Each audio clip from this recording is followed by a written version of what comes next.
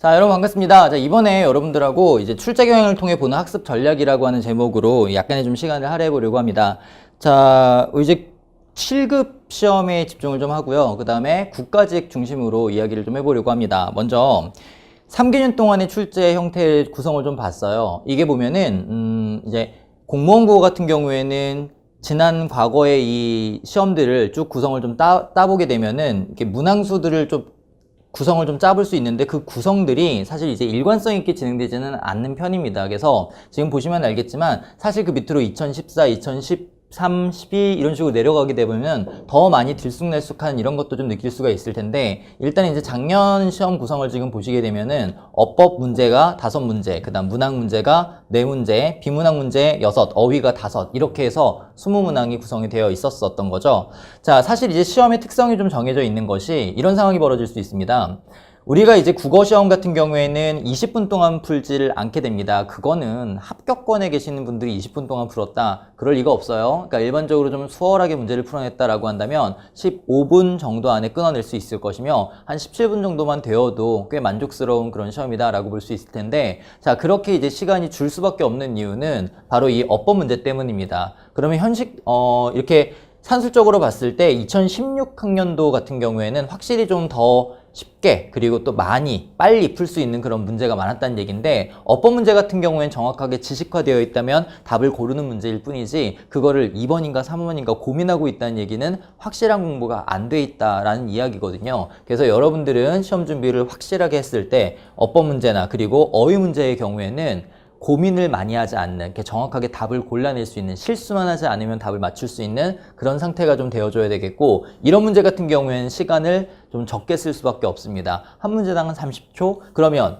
이 10문제가 한 30초씩 걸린다고 한다면 5분의 시간은 줄어드는 게 돼버리죠. 자, 그래서 나머지 시간은 1분씩 투자한다고 해도 한 15분 정도의 시간이라고 볼 수 있는 겁니다. 대부분 보게 되면은 특정 시험인 경우만 제외했을 때 거의 대부분 어법과 어휘 문제가 한 반 정도 또는 반 이상 이렇게 차지하는 형태를 볼 수가 있는데 보통 우리가 공부를 많이 하게 되면 어법에 제일 많이 집중을 합니다. 대부분의 기본서 같은 경우도 1권이 어법 위주로 되어 있는 편이고요. 분명 부담은 될 수 있는 영역이에요. 처음 배우죠. 그러나 시간이 지나서 여러분들이 시험 볼 때쯤 된다면 누구나 다 맞는 문제가 되어야만 한다는 겁니다. 관건은, 변별력은 어디에 있다? 바로 어휘 문제에 있다는 겁니다. 어휘라고 하는 건 꾸준하게 계속 공부를 하고 있어야 되는 것이고 바로 정직하게 공부한 양에 비례해서 성적이 나올 수 있기 때문이거든요. 자, 우선 이제 다음 시험, 우리가 이제 지난 시험을 보면은 이렇게 이제 문항수가 잡혀 있는데 잘 와닿진 않을 거예요. 일단 크게만 본다면 이런 식의 비중들을 차지하게 됩니다. 좀 자세히 들여다 볼까요? 구성을 나눠보게 되면 어법 안에는 현대문법, 옛말문법, 어문규정으로 나눌 수 있어요. 그 다음 문학은 문학이론과 문학감상인데 사실 이 문학이론이나 문학사 같은 경우에는 잘 아시겠지만 서울시 유형의 아주 특성을 보여주고 있습니다. 그래서 국가직이나 또는 지방직 시험 같은 경우에는 문학이론과 문학사는 선호하지 않지만 작년에는 좀 다소 간단한 그런 문학 이독과 관련된 문제가 나온 적은 있습니다. 그렇다고 해서 올해 와 서울시만큼 좀 대비를 철저하게 해야 하나? 라는 그런 우려는 하지 않으셔도 좋을 것 같아요. 그래서 나와봤자 가벼운 정도, 즉 문학 감상력을 키우기 위해서 먼저 전제로 까는 그런 정도의 지식이기 때문입니다. 그래서 여전히 문학 같은 경우에는 그리 많은 비중은 아닌 한 2문제 내서 한 3문제, 4문제 정도까지 출제가 될 수 있으며 가볍게 시 하나 또는 소설 하나 정도 나오는 그런 구성이라고 보시면 되겠습니다. 근데 만약에 이제 문학을 여러분들이 공부를 하게 된다면 작품을 얼마나 공부해야 되느냐 이런 거에 대한 의문이 좀 생길 수 있는데 기본서에 있는, 해커스 기본서에 있는 정도만 여러분 학습하셔도 충분하다. 더 많이 하면 더 좋겠지만 그러나 시간적 대비 효율성이 좀 많이 떨어진다는 이야기를 하고 싶어요. 그래서 작품 하나하나를 분석하는 데 초점을 맞추지 마시고 그냥 전체적으로 문제를 좀 기출을 풀어보시면서 아 이런 식의 문제들이 출제가 되는구나 라는 감을 좀 잡아주시면 좋겠습니다. 자, 그 다음에 이제 비문학 부분인데요. 비문학에 사실 우리가 7급 시험 그리고 국가직 시험에서 중요하게 봐야 될 부분이 바로 이 부분입니다. 화법하고 작문 부분이에요. 화법하고 작문. 서울시에서는 아직 반영이 되지 않았지만 9급 시험 그리고 7급 시험에 계속 5년 전부터 시험 문제가 창출되기 시작했는데 이것이 바로 지금 현재 고등학생들의 시험 구성에서 화법과 작문이 반영되기 때문입니다. 말하기와 쓰기의 구성이죠. 그러나 역시 한계는 있어요.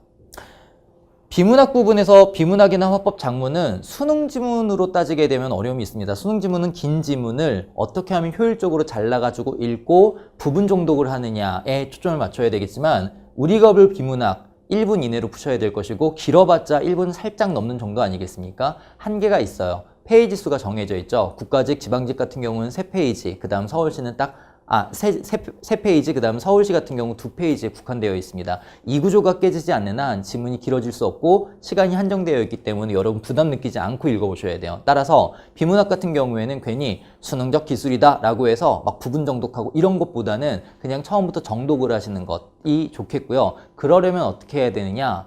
문제를 많이 푸는 건 별로 의미가 없습니다. 비문학의 관건은 사실적 사고를 요구하거든요. 그러다 보니까 자주 읽어주시는 게 좋습니다. 시험 현장에서도 마찬가지고요. 처음에 이 텍스트라고 하는 게 눈에 들어오는데 조금은 이렇게 버퍼링이라는 게 생기잖아요. 그래서 좀 예열을 하셔야 되기 때문에 그날 아침에 국어를 처음에 보려고 하지 않더라도 좀 처음 아침에는 글을 읽어주는 걸 좀 추천을 드리겠습니다. 해서 비문학 같은 경우에는 지문을 많이 볼 것, 문제보다는 지문을 많이 볼 것. 화법 작문 같은 경우에는 수능의 형태에 있는 화법 작문 워낙 길어요. 그런 것들 말고 그냥 여러분들 현재 출제되어 있는 것 위주로만 문제의 유형들만 파악하시면 되겠습니다.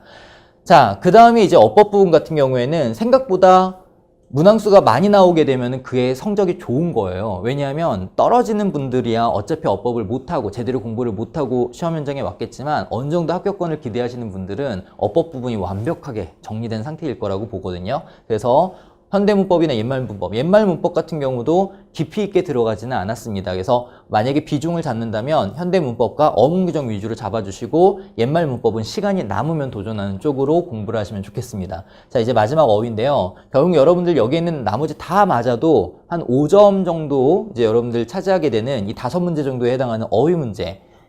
이것 때문에 여러분 합격되고 안 되고 차이가 날 거거든요. 문제는 뭐냐면 그렇죠. 한자입니다. 한자. 그리고 한문법이고요.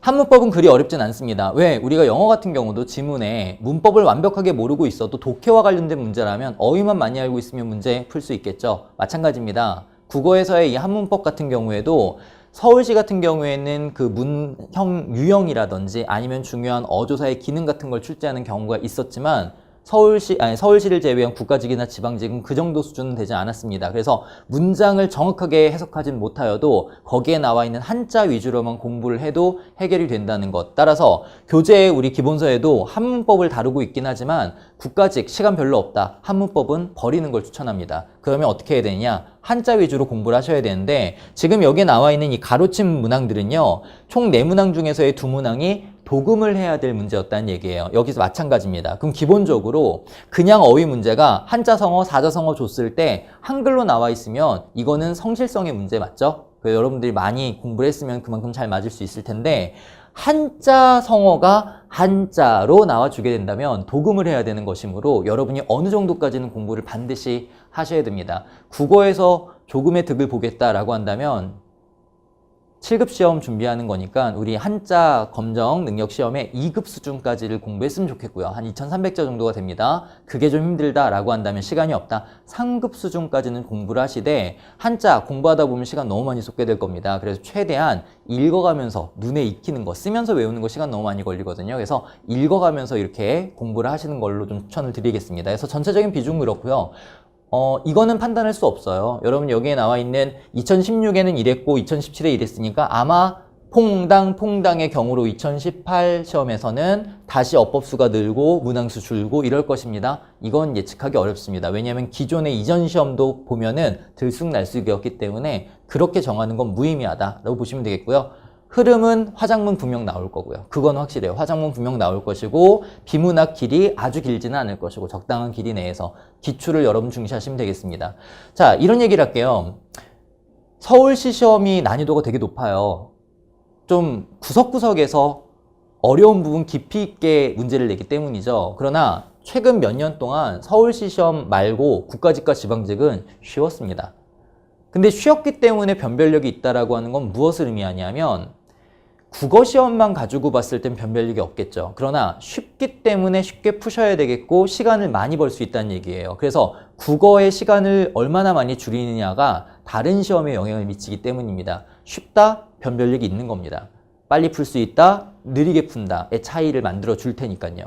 또한 이러한 변별력은 충분히 여러분들 감안하셔야 되겠지만 실수를 하면 안 되는 건 당연하죠. 쉽기 때문에 실수했을 때 그 타격이 더 크지 않겠습니까? 그래서 최대한 여러분들 자기 페이스대로 풀긴 풀되 그러나 실수는 하지 않도록 가장 기본적인 요소들 적절하냐 적절하지 않냐 이런 것들 구분부터 하는 것들은 늘 좀 염두에 두시고 푸셔야 되겠고요. 다음 두 번째, 늘 나오는 문제는 철저히 대비하자. 자, 기출 당연히 푸셔야 됩니다. 근데 이제 기출을 여러 번 반복하면은 느낌이 오는 게 있을 거예요. 어법 문제 같은 경우에는 띄어쓰기와 같은 문제들 늘 나오는 반복적인 문제이니까 알면서 대비를 안 한다? 말이 안 되는 거예요. 그래서 늘 나오는 문제 유형들은 꼭 철저히 대비를 해주시고요. 어법과 어휘 점수는 분명 정직합니다. 공부한 만큼. 자, 그럼 얼마나 공부하면? 2, 3년 좀 안타깝지만 2, 3년을 계속 공부하신 분들도 어법과 어휘 문제 나왔을 때 다 맞으란 법이 없어요. 근데 맞을 확률이 높다는 겁니다. 왜? 답지 4개를 처음 볼 때는 아무것도 모르고 찍어야 되는 거지만 이제는 몇 년 돌리는 순간 2년, 그 중에 2문제 또는 3문제 정도, 3문제까지는 아니죠. 2문제 정도는 이건 확실히 아니고 이건 확실히 아니고 둘 중에 하나인데 와 같이 소거가 돼요. 확률을 높이는 게임입니다. 그래서 어법이나 어휘, 특히나 어법 같은 경우는 정답을 무조건 맞춰야 되겠지만 어휘의 경우에는 확률을 높인다라는 마음으로 공부를 하시면 되겠습니다. 그러나 시험 현장에 봤을 때 여러분들이 다 맞으란 법은 분명 없지만 맞을 확률은 높다. 그 확률을 높이기 위해서 꾸준하게 반복하셔야 되고요. 특히나 이 어법이라고 하는 건 몰아가지고 집중적으로 공부할 때도 있겠지만 어휘나 그리고 비문학 같은 경우는 매일 조금씩 꾸준히 하는 게 중요합니다. 자, 마지막 막판 문제풀이의 중요성인데 정말 그래요. 1년 내내 열심히 공부하셨지만 자기 나름대로 정리를 한다고 뛰어들었다가 결국 정리가 제대로 안 되는 그런 경우가 너무나 많습니다. 분명 배우긴 배웠었는데 이게 나오긴 나왔었는데 하는 그런 기억력을 되살리면서 문제를 풀다 보면 시간이 오래 걸리거든요. 이럴 때에는 강의에 의존하는 게 좋습니다. 우리 기출문제 그리고 동영 모의고사 반드시 이용하셔야 돼요. 그래서 정말 변별력 있는 문제 그리고 나올 수 있는 중요한 문제 얘기하고 거기에서 까먹었을 법한 것들 정리해서 가르쳐주는 그런 수업에 의존하시는 것이 시간 대비 효율성을 찾을 수가 있을 것입니다. 그래서 막판 문제풀이의 중요성 다시 한번 강조합니다. 자, 이렇게 해서 이번 시간에 이제 여러분들에게 간단하게 우리 7급 시험과 관련된 문제 유형들 그리고 어떻게 나오는지에 대한 설명드렸고 당부하고 싶은 이야기들 이렇게 했습니다. 여러분 좋은 결과 이번에 꼭 낼 수 있도록 기도 많이 할 거고요. 또 강의 열심히 하도록 하겠습니다. 다음에 좋은 강의로 만나 뵙길 기대하면서 이렇게 마치겠습니다. 수고하셨습니다.